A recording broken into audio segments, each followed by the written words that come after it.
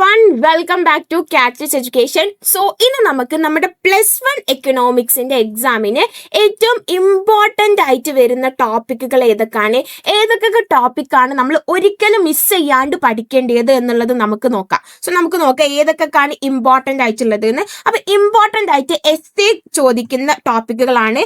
First poverty alleviation programmes. 3 method അല്ലെങ്കിൽ 3 പ്രോഗ്രാമുകളായിട്ട് നമ്മൾ പഠിക്കുന്നുണ്ടല്ലോ. Growth oriented approach, അതുപോലെ തന്നെ സെൽഫ് എംപ്ലോയ്മെന്റ് പ്രോഗ്രാമുകൾ, വേജ് എംപ്ലോയ്മെന്റ് പ്രോഗ്രാമുകൾ, basic need, minimum basic need programmes. ഈ 3 കാര്യങ്ങൾ നമ്മൾ പഠിക്കുന്നുണ്ട് അല്ലേ. സോ അത് നിങ്ങൾ എന്തായാലും പഠിക്കുക. അതിൻ്റെ അണ്ടറിൽ വരുന്ന പ്രോഗ്രാമുകൾ ഏതൊക്കെയാണ്, പോളിസീസ് ഏതൊക്കെയാണ്, ഇതെന്തായാലും നിങ്ങൾ പഠിച്ചു പോവുക. പിന്നെ നമുക്ക് ഇമ്പോർട്ടൻ്റ് ആയിട്ട് 8 മാർക്കിന് ചോദിക്കുന്നതാണ് calculation of mean median mode. Okay, എല്ലാ ക്വസ്റ്റ്യൻ പേപ്പറിലും നമുക്ക് കാണാൻ വേണ്ടി പറ്റും മീൻ മീഡിയൻ മോഡിന്റെ കാൽക്കുലേഷൻ. അപ്പോൾ അതെന്തായാലും പഠിക്കുക. ഓക്കെ, പിന്നെ sources of human capital formation, ഒരു 5 സോഴ്സുകൾ നമുക്ക് പഠിക്കാനുണ്ട്. ഹ്യൂമൻ ക്യാപിറ്റൽ ഫോർമേഷന്റെ ഈ 5 സോഴ്സും എന്തായാലും പഠിക്കുക. 5 മാർക്കിന്റെ ഒരു ഷുവർ ക്വസ്റ്റ്യൻ ആണ്. പിന്നെ ലിബറലൈസേഷൻ എന്താണ്, പ്രൈവറ്റൈസേഷൻ എന്താണ്, ഗ്ലോബലൈസേഷൻ എന്താണ്, ന്യൂ എക്കണോമിക് പോളിസി. ഓക്കെ, ഈ കാര്യങ്ങൾ എന്തായാലും പഠിക്കുക. 8 മാർക്കിന് നമുക്ക് എല്ലാ ക്വസ്റ്റ്യൻ പേപ്പറിലും കണ്ടുവരുന്ന ഒരു ക്വസ്റ്റ്യൻ ആണ്. പിന്നെ നമുക്ക് ഡാറ്റ കളക്ട് ചെയ്യാൻ വേണ്ടിയിട്ട്, പ്രൈമറി ഡാറ്റ കളക്ട് ചെയ്യാൻ വേണ്ടിയിട്ട് നമ്മൾ 3 മെത്തേഡുകൾ പഠിക്കുന്നുണ്ട് അല്ലേ.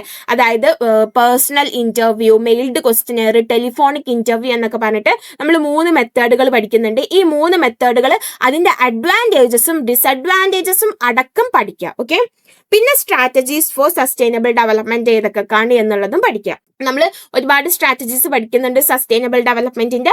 ആ സ്ട്രാറ്റജീസ് ഒക്കെ പഠിക്കുക. 5 മാർക്കിനോ 8 മാർക്കിനോ ചോദിക്കുന്ന ഒരു ക്വസ്റ്റ്യൻ ആണ്. പിന്നെ അടുത്ത അതർ ഇമ്പോർട്ടൻ്റ് ആയിട്ടുള്ള ക്വസ്റ്റ്യൻസ് ആണ് ലെസ് ദാൻ ഒജീവും മോർ ദാൻ ഒജീവും വരയ്ക്കാൻ വേണ്ടിയിട്ട് പഠിക്കുക. ഈ ഒജീവുകൾ യൂസ് ചെയ്തിട്ട് നമ്മളോട് മീഡിയൻ ഇൻഡിക്കേറ്റ് ചെയ്യാൻ വേണ്ടിയിട്ട് പറയും, അതും പഠിച്ചു വെക്കുക. പിന്നെ ഫ്രീക്വൻസി ഡിസ്ട്രിബ്യൂഷൻ എങ്ങനെയാണ് ഉണ്ടാക്കുക, നമുക്ക് കുറച്ച് ഡാറ്റാസ് തന്നിട്ടുണ്ടാവും. ആ ഡാറ്റ യൂസ് ചെയ്തുകൊണ്ട് ഒരു ഫ്രീക്വൻസി ഡിസ്ട്രിബ്യൂഷൻ ടേബിൾ എങ്ങനെ ഉണ്ടാക്കുക, എങ്ങനെ നമ്മൾ പ്രോപ്പറായിട്ട് ക്ലാസ്സുകൾ സെലക്ട് ചെയ്യണം, ക്ലാസ് ഇന്റർവെൽസ് എങ്ങനെയാണ്, ഇതൊക്കെ നിങ്ങൾ എന്താക്കുക പഠിച്ചു വെക്കാം. പിന്നെ സ്കാറ്റർ ഡയഗ്രാം വരയ്ക്കാൻ വേണ്ടി പഠിക്കുക. അല്ലെങ്കിൽ ഒരു ഡയഗ്രാം കണ്ടു കഴിഞ്ഞാൽ അത് ഏത് കൈൻഡ് ഓഫ് ഡയഗ്രാം ആണ് എന്ന് മനസ്സിലാക്കാൻ വേണ്ടിയിട്ട് പഠിക്കുക. ഓക്കെ, ഇത് 4 മാർക്കിന് ചോദിക്കുന്ന ഒരു ക്വസ്റ്റ്യൻ ആണ് സ്കാറ്റർ ഡയഗ്രത്തിൽ നിന്നും. പിന്നെ ഇൻക്ലൂസീവ് മെത്തേഡും എക്സ്ക്ലൂസീവ് മെത്തേഡും, ഇത് രണ്ടും തമ്മിലുള്ള ഡിഫറൻസ് എന്താണ്, എങ്ങനെയാണ് ഒരു ഇൻക്ലൂസീവ് ക്ലാസ്സിന് ഒരു എക്സ്ക്ലൂസീവ് ക്ലാസ് ആക്കി മാറ്റുക എന്നുള്ളത് നിങ്ങൾ നോക്കി വെക്കാം.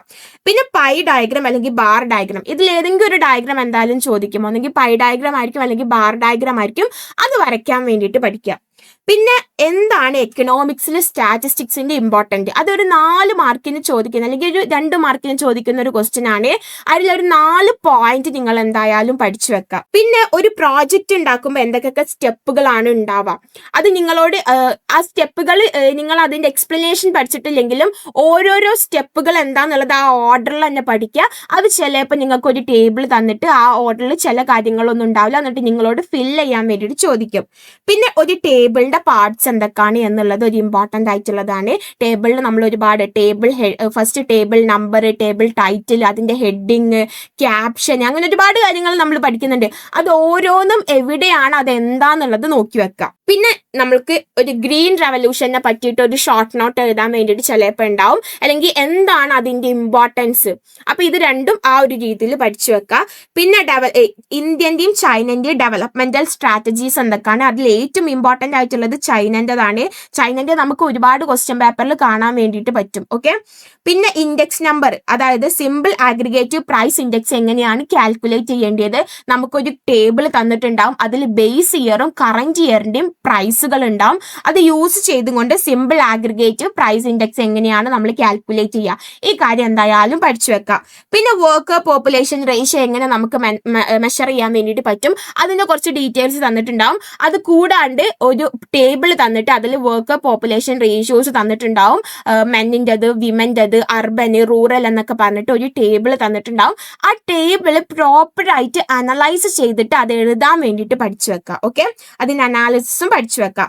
പിന്നെ സെൻസസ്, അതുപോലെ തന്നെ പൈലറ്റ് സർവേസ് എന്താണ്, ഇത് രണ്ടും തമ്മിലുള്ള ഡിഫറൻസ് എന്താണ്, ഈ കാര്യങ്ങൾ നോക്കി വെക്കാം. പിന്നെ നമുക്ക് വേണമെങ്കിൽ സാമ്പിളിങ്, എന്താണ് സാമ്പിളിങ് എന്നുള്ളതും കൂടി നിങ്ങൾ എന്താക്കാൻ നോക്കി വെക്കാം. സോ നമ്മൾ +1 ഈ ടോപ്പിക്സ് ഒന്നും നിങ്ങൾ ഒരിക്കലും ഒരിക്കലും മിസ് ചെയ്യരുത്. ഈ ടോപ്പിക്സ് പഠിച്ചിട്ട് നിങ്ങൾ എന്തായാലും ഈ വരുന്ന മോഡൽ എക്സാമിന് പോവുക.